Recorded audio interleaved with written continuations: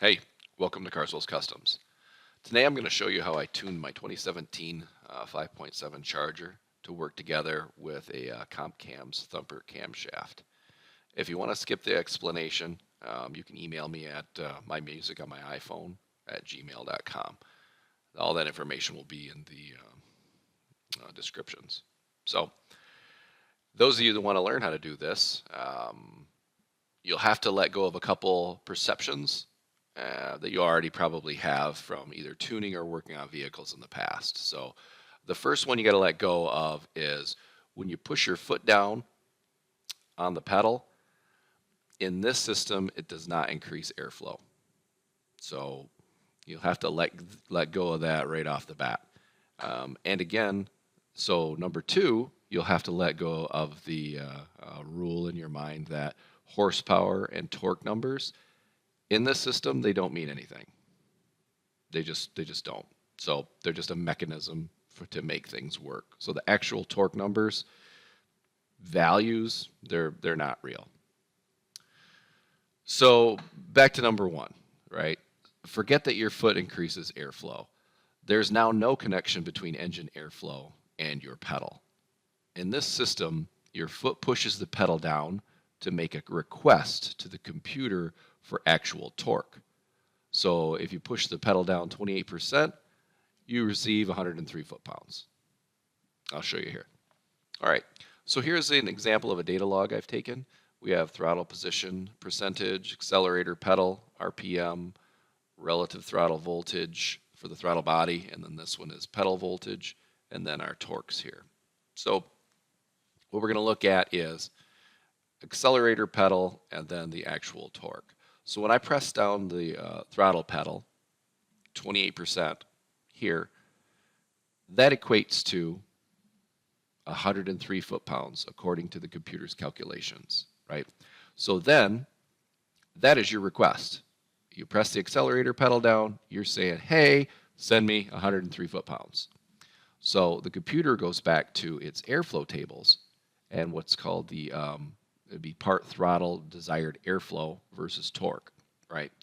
So it goes back to these airflow tables to allow a measured, calculated airflow that fulfills that torque request, and that's called desired airflow. So that part throttle torque airflow table looks similar to this, or is set up similar to this.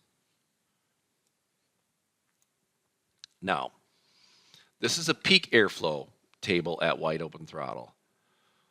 The point here that's important is that the maximum airflow that this throttle body can flow at wide open throttle, according to the tables inside this computer, is 353 gallons per second.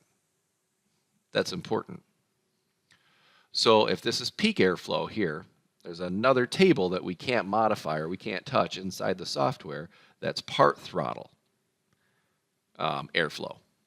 And we look here, and 353 is the maximum. So let's take a look at this for a second real quick.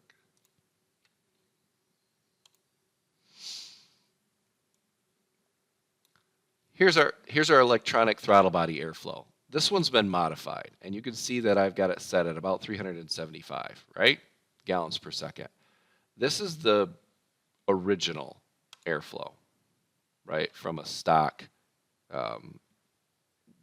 data log or stock tune. So you can see that you've got 1,170.83, right, versus 375. So why is this important? Okay, so I brought up a couple charts and graphs here real quick to drive this point home. So my foot pushes the accelerator pedal down 28%, going to request 103 foot-pounds of torque. The computer goes to the throttle body airflow table. It looks like the throttle body voltage here is 0.56. So 0.56 is some number between 28 and 60 averaged. And so this airflow number is used as a calculation to calculate the actual torque. So actual torque is not a real number. It is just a calculated number from the system based on the airflow, right, and the other parameters that are inside the software and the engine's volumetric efficiency. So how does that help? We're going to use this throttle body airflow table since it's a calculated number, right, and it affects what the computer thinks it's creating for torque. We're going to use that number or this table and some other throttle body tables to fix a surge or flutter condition when we screw up a perfectly good engine by putting a camshaft or a supercharger on it. So let me move to that. Okay, so we install a camshaft or add a supercharger to our engine, and then the torque numbers are much higher than the stock settings. VE goes up, there's map pressure changes, the engine is a different animal. You know, a really good statement in the HPTuner forums was, well, you've changed a bunch of stuff, so now your stock settings are all wrong. Well, yeah, they're not correct. So we got to do some work here. So your car is going to make more torque everywhere, and the original settings of desired airflow and the original actual torque settings are also not correct and don't line up. You know, so what do we do as tuners or people trying to make more horsepower? The vehicle isn't going to run correctly, so we go to the tables that allow us to increase these torque settings in hopes to fix the problem. So we'll run to torque management, driver demand, and let's go to max flywheel torque, and let's mod these suckers, because every time we put a supercharger on, right, it adds 300 horse on top of our original, right? That's what we tell everybody. So let's roll all these to 600, and since it's a root style or a positive displacement blower, we'll have our power come in here. We'll put this all up to, let's do 500, right? Then we'll do 700. That'll be good. Because once we do this, in our mind, we're telling the computer, hey, there's tons of horsepower here. We're requesting a bunch. You got to make these changes for me. Well, and we actually make the system worse by going about this in like a conventional manner with conventional thinking.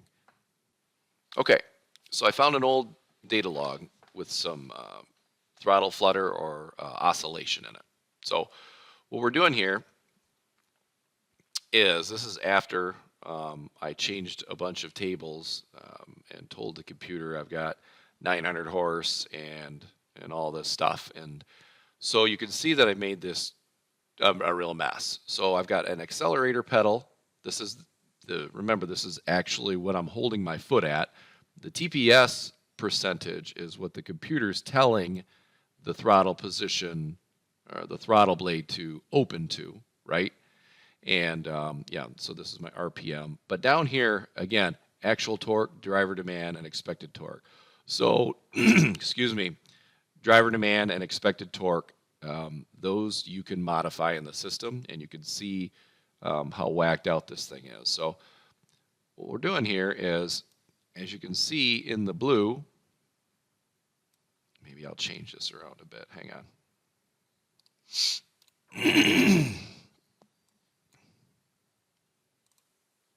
All right, here we go. So this is a better indication here. So accelerator pedal, you can see as I'm accelerating, the RPMs are going up here in the red. The TPS is opening correctly, right? Until about here, I come off it myself, but then I open the, or push the accelerator pedal down, 32%. But you can see I start to get a little oscillation here, oscillation here, oscillation here, and we're running from a throttle position of 31 all the way down to 21. So that was 10% throttle blade closure, right? And then it does it again.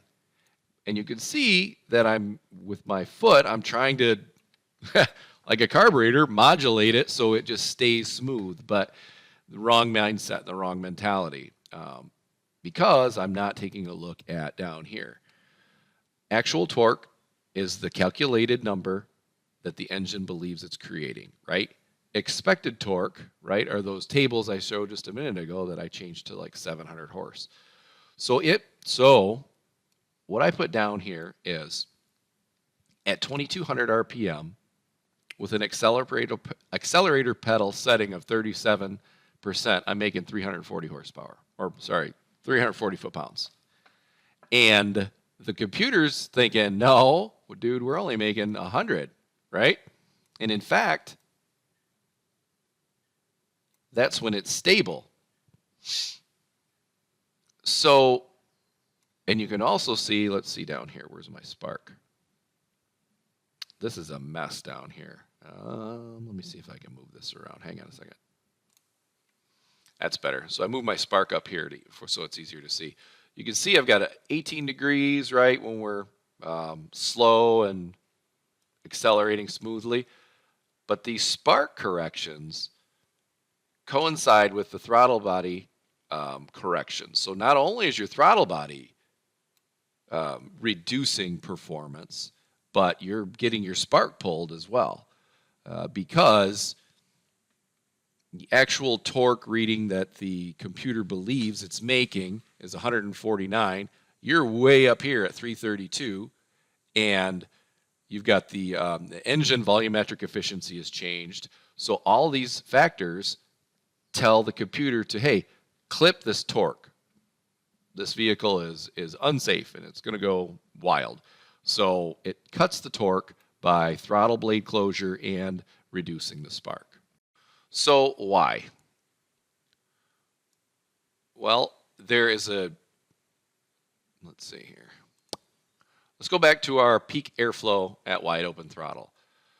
So this is a peak airflow, and we can modify that one. But we can't modify the part throttle to torque table or something like that inside the software. So we're locked in to a maximum airflow numbers that are set inside the software. So doesn't matter what we do, 353 gallons per second of airflow is the limit, right? That's all we're going to get. So we're going to have to figure out how to work within those limits. Now, logical thinking says, well, if I've got 1,000 horsepower, I'm going to be, using more than 353 gallons per second. Yes, if it was actual numbers. But again, rule number 2 at the beginning of this long oration was horsepower and torque don't mean anything, right?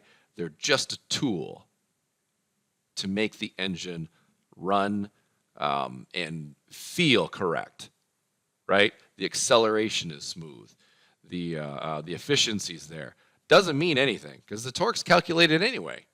So how do we work inside this part throttle, airflow ceiling, if you will, and still get a ton of power out of our vehicle? All right, so we're in part throttle right here. So let's talk about some stock limits. So at about 400 horse, part throttle equates to about 250 gallons per second at a given RPM. Those are loose and come from sonic testing from some people who've done sonic testing in HPTuners. I didn't do the data, but their guidance has allowed my car to run correctly, so it's good enough for me.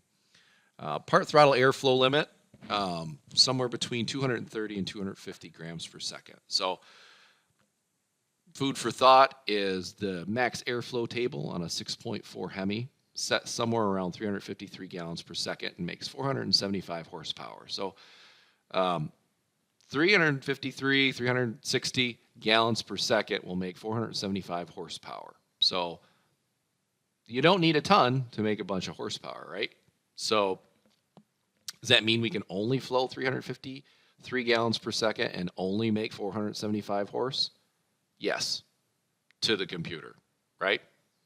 So just like your girlfriend or your buddies, they really don't care about your horsepower or torque numbers.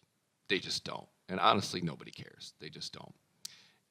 And you know what? The good news is the Dodge computer doesn't care either. So let's check that out. Okay, so let's take a look at throttle body airflow. So now that I've got everybody's attention by telling them their horsepower numbers don't care, I got you good, mad, and attentive. Since we can't increase the part throttle airflow numbers, right? What are we going to do? Well, let's ask ourselves what's going on really anyway. The computer is requesting an amount of torque. The amount of torque depends or determines the amount of throttle body opening through some calculations, right? So if we look at our voltage here, we're looking at throttle body airflow and throttle volts. So what if, this is the stock numbers here, when the throttle volts equal 3 volts, you get 891 gallons per second of airflow through the throttle body. Well, awesome. So that means if, let's give 300 horsepower an arbitrary flow amount. Let's say that 300 horsepower, occurs at 83 gallons per second. Well, here's 83 gallons per second. That means the throttle volts, right, are going to open to 83 gallons a second to support 300 foot-pounds of torque. I said horsepower, but whatever. Just let it go. Well, good. So then there's a selected throttle position that it's going to open to. This is the throttle to allow 83 gallons per second. Well, what if we lie to it? Because really, we don't really care about these numbers. We just want the engine to go, accelerate and not surge and give us the most performance out of the supercharger camshaft we installed, right? So who cares, really? Well, what if we changed these numbers, made them smaller, so the computer has to open the throttle body more to equate to 300 foot-pounds of torque? Let's think differently here. Wow, okay. So before 83 gallons per second occurred at 0.9, right? Ooh, that's a bad example. Let's try 300 foot-pounds of torque. Let's use an example that drives the point home here. Let's do 270. So we see that 251 gallons per second occurs at 1.65. Let's say we have to get 251 gallons per second for 300 foot-pounds of torque. Well, now we've got to open the throttle to a voltage of somewhere between 2.25 and 2.5. See what I mean?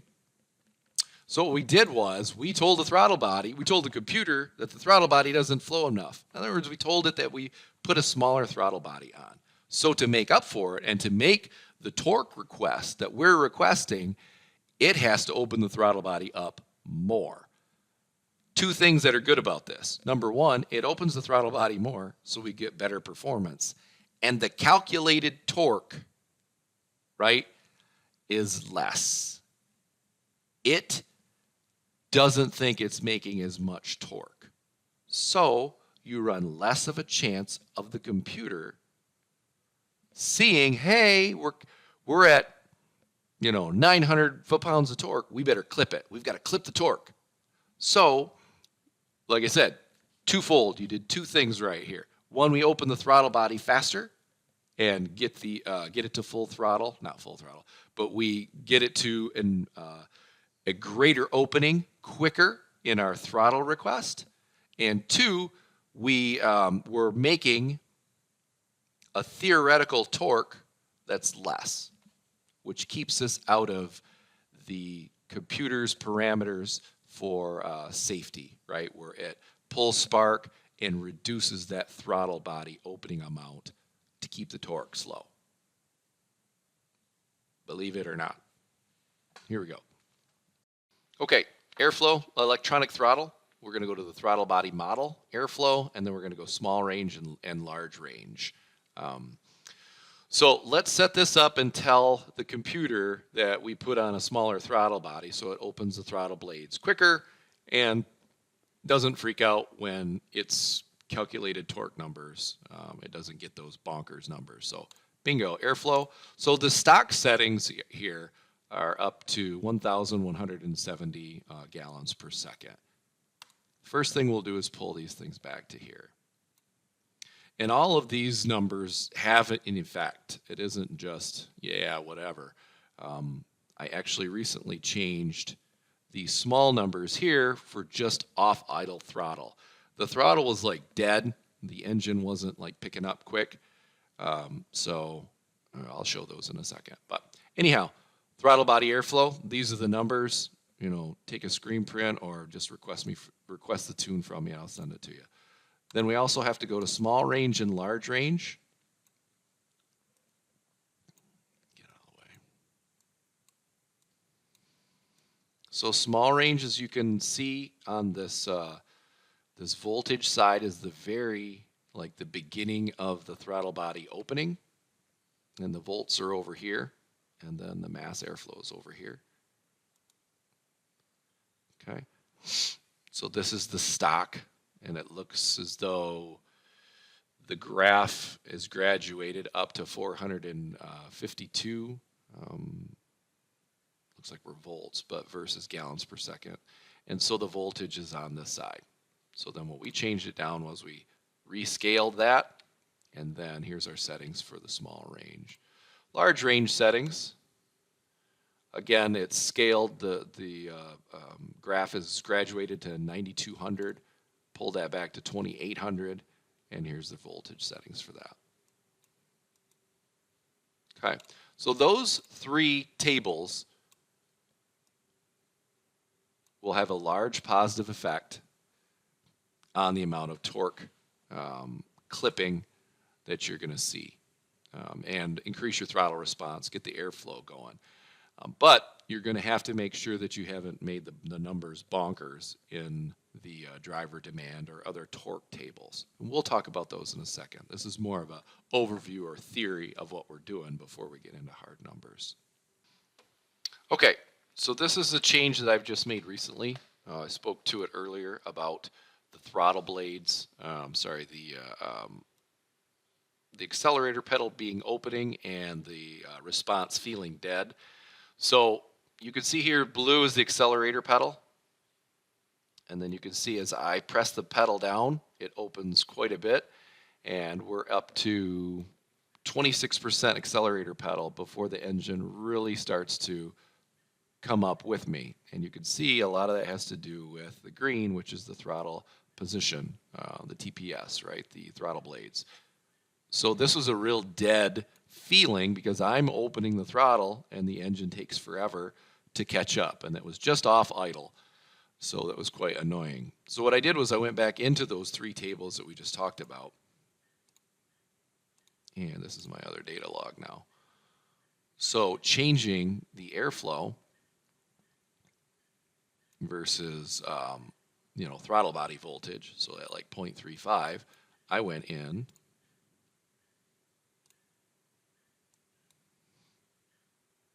and changed these numbers.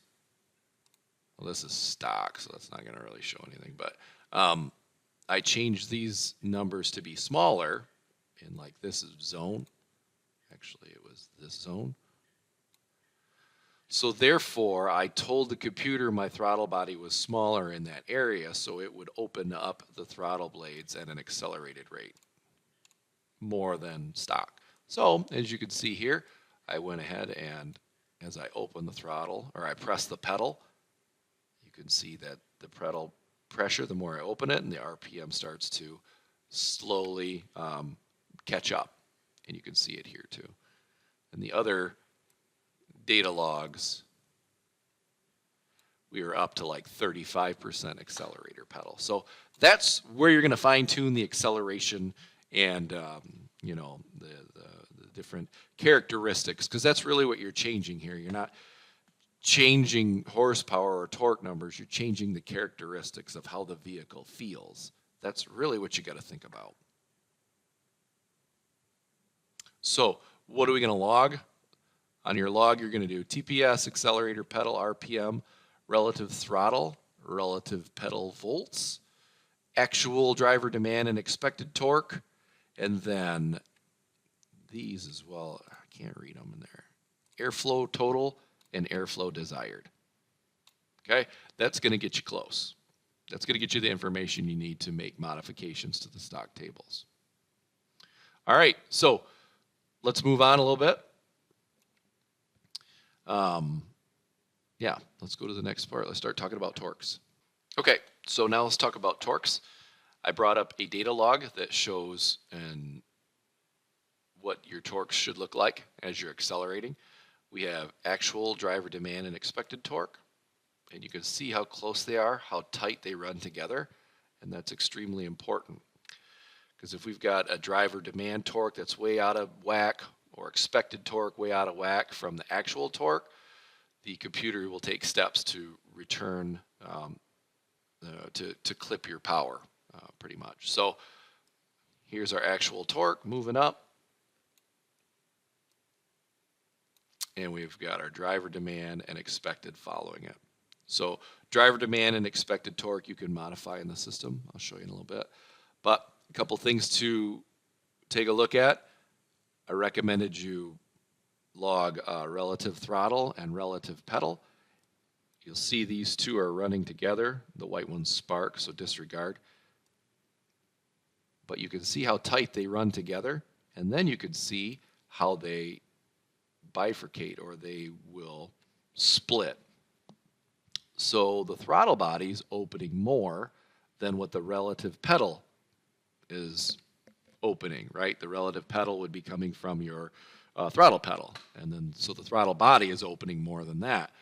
But you can see that, look at the way the RPMs run.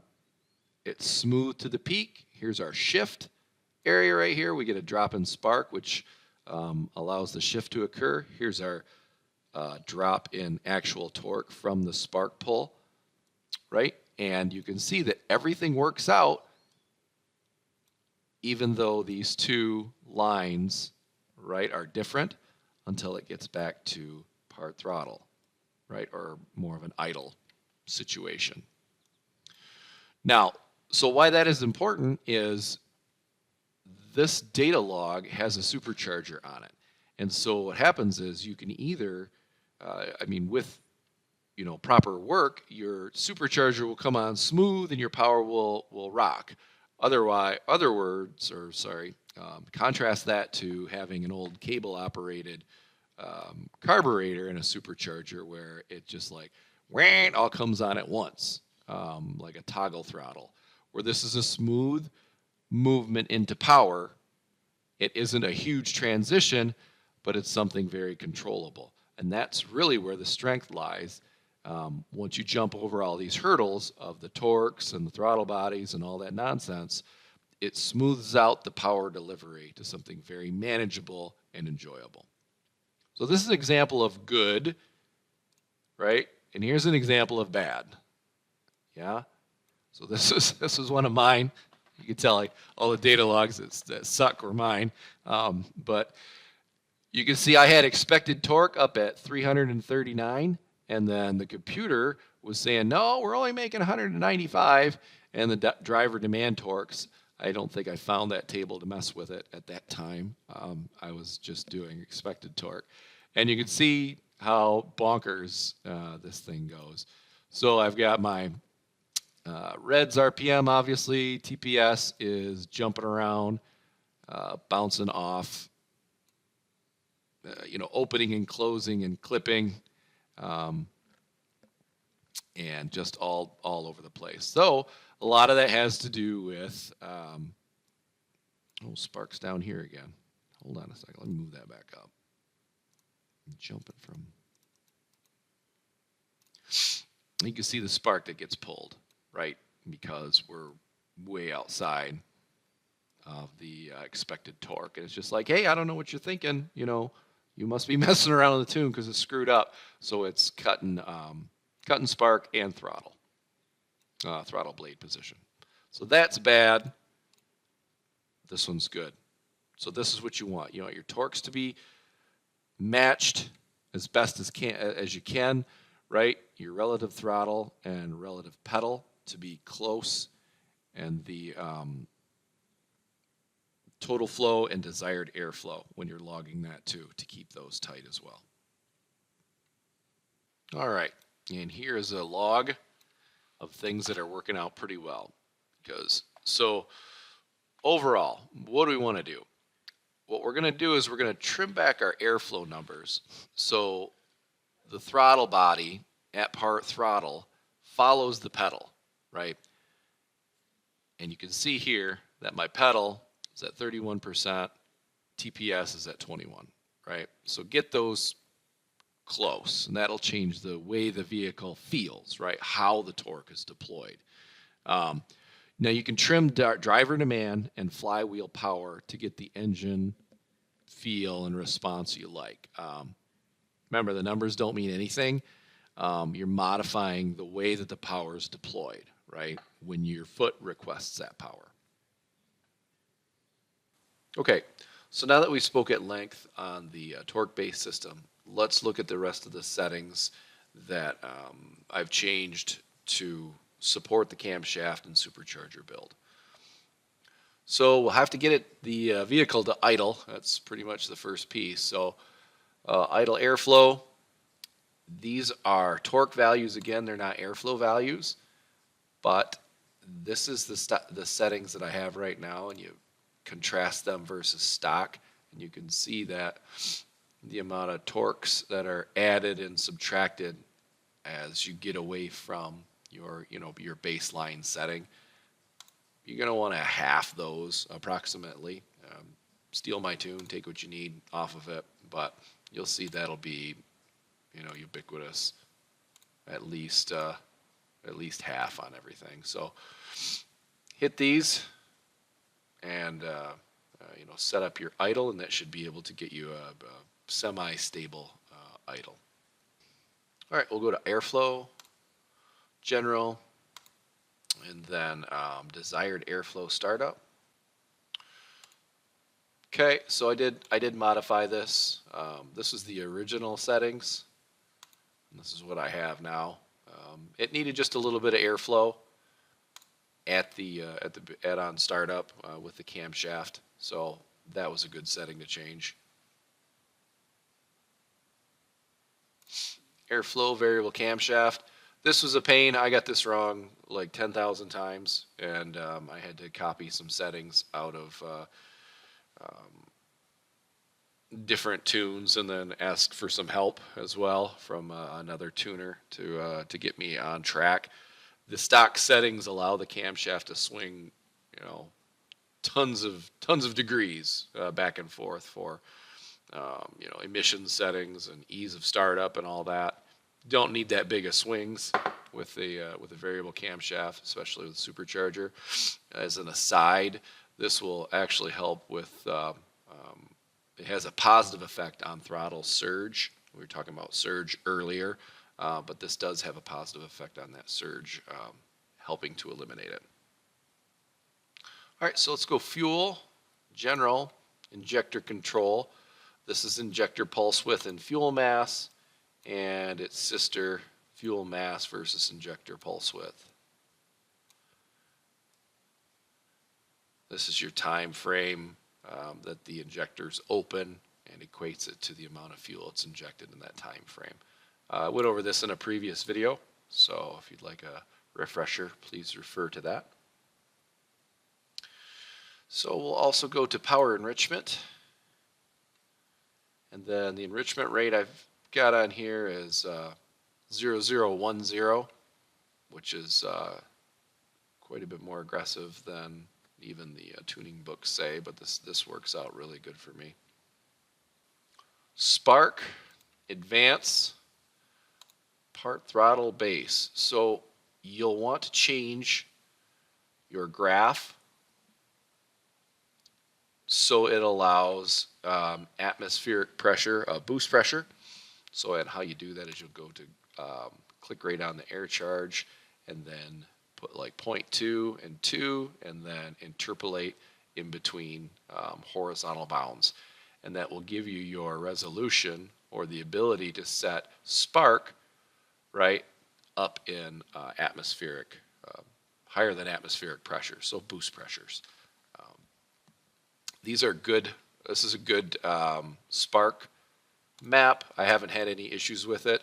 Maybe a little bit at park throttle. I get a little bit of spark knock, but that's only when I'm not using my methanol injection. So I crank up the meth and get her rocking. So anyhow, it's your in your spark tables. Make sure that you're matching all of your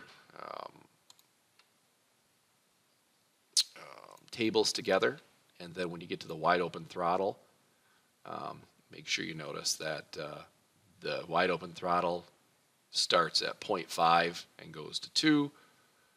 So when you're matching it with your base, make sure that you're running this information here into the top line here. Okay. Again, that's on a previous video too. You can check that out. I go over that as well. Okay, spark retard. So I had an amazingly difficult time tuning my supercharger because I have a GT500 supercharger. My buddy makes supercharger adapters, Tom Demeuse. You can find him on Facebook. And we bolted a GT500 to the Hemi 5.7. And wow, either that supercharger is amazingly loud or the knock sensors are unbelievably sensitive. I played with the sensitivity. I reduced it to almost zero sensitivity. Didn't help. I just had to turn them off. So I've turned the knock sensors off during the tuning because the amount of spark retard was ridiculous. So, you choose on how you want to handle that yourself. I've knocked them all off, and I'm happy with the spark maps that I have.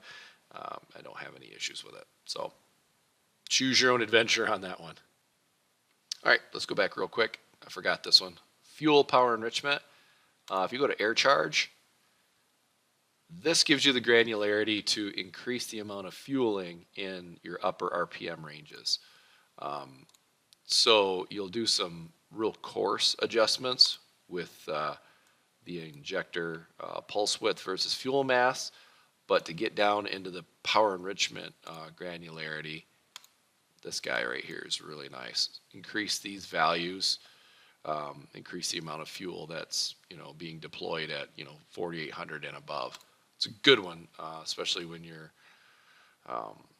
have the supercharger and you're starting to run lean, like first and second gear.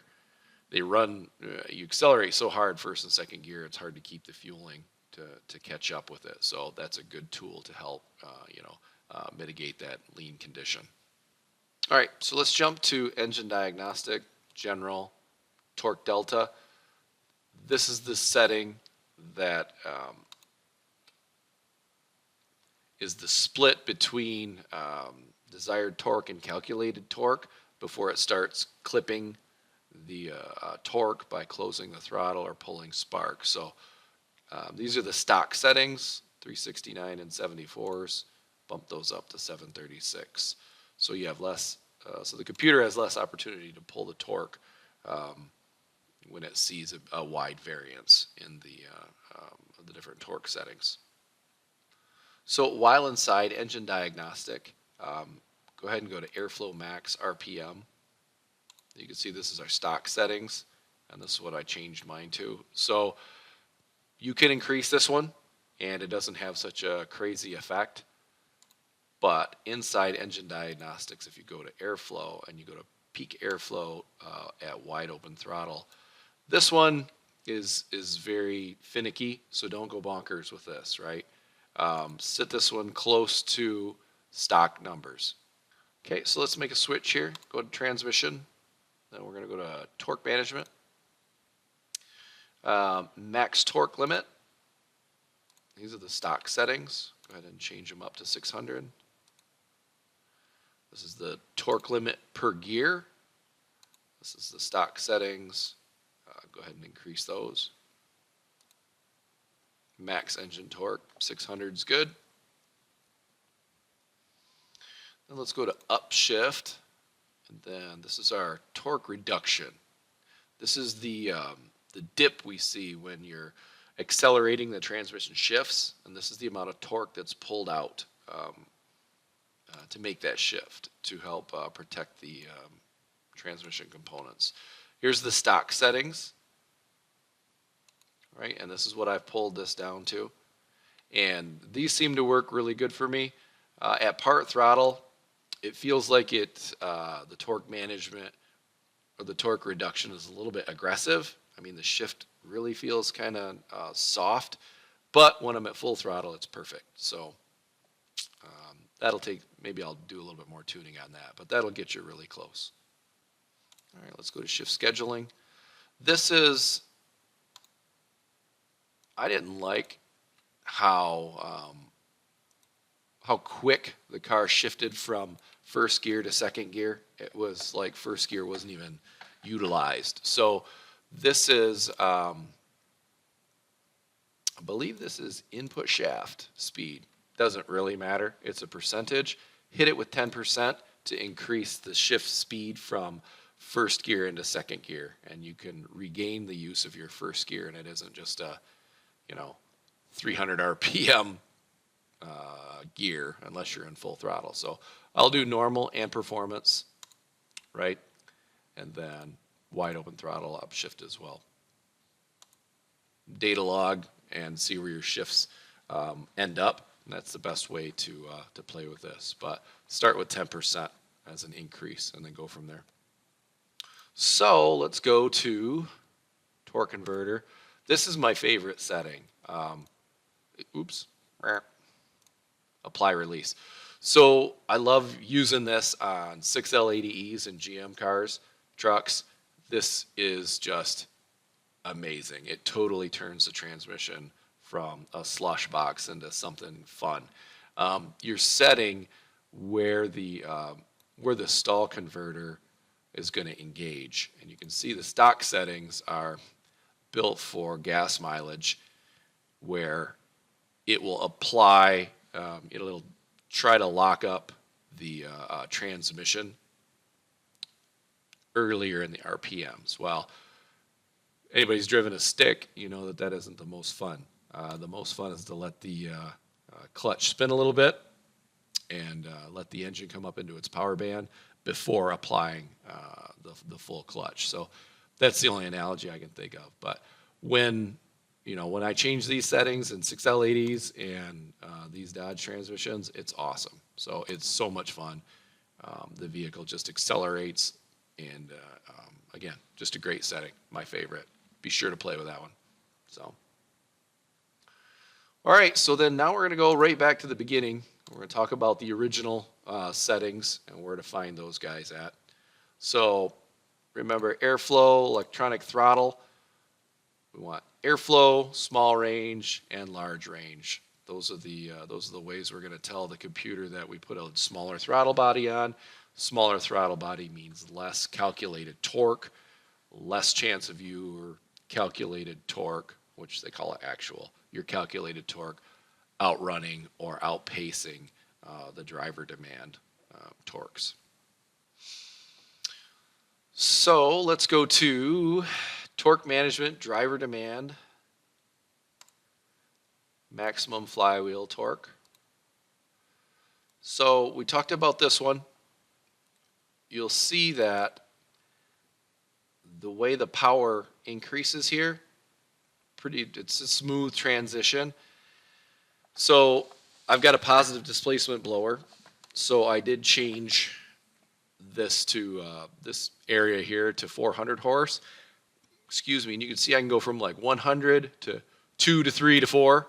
It's a pretty it's a pretty aggressive ramp rate, but it is a positive displacement blower. So I want to replicate what's going on in the engine actually to the numbers that are inside the software. So again, the software isn't perfect. It doesn't measure actual torque, but the way for which the power is deployed is important.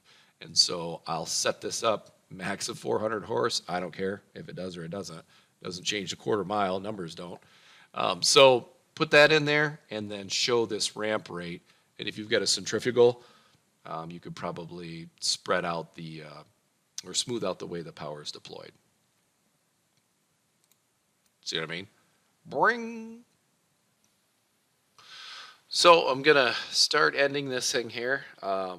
If you're receiving or you're getting flutter or surge after a camshaft change or a supercharger change or placement installation, remember your cam timing. Play with that. Set that to reduce the amount of travel that the camshaft or the swing that the camshaft is going on.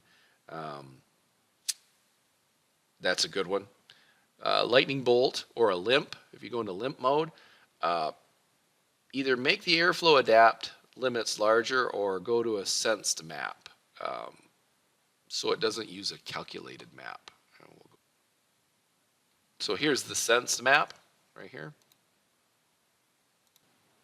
And you can also go to airflow electronic throttle. Here's the airflow adapt, proportional, stock, what we got now, and then integral. Okay. You can go on for days explaining every single setting, but I think that the ones I hit are the most important. Now it's your turn. Throw these settings into your vehicle. I think I went over the important ones to at least get it running and driving and data logging. Went over the correct data logs to analyze, cross-referencing. So yeah, it's on you now. So I'm going to post all the links to the HPTuner forums that I got the information and helped me get my car running. Get an account, start reading these posts and start learning from people. There's some real experts on there. If I've said something that's weird or wrong, please correct me with information though. Don't just post, "Oh, you're wrong." Who cares? Save your breath. And please, I don't ask very often, but this has taken a lot of time and effort to put together. Like, subscribe, and share it. All right. We know how this works. Come on, help me out a little bit. So, yeah, other than that, I'm going to cut it loose. And if you need any tunes, I've got Supercharger tunes for Dodges, and I've got this one and some other ones. And we'll start sharing this knowledge and get people tuning their own rides. Yeah, I hope to see you out there. So, thanks again. Oh, hey, one more thing. Here's the actual results from the tuning.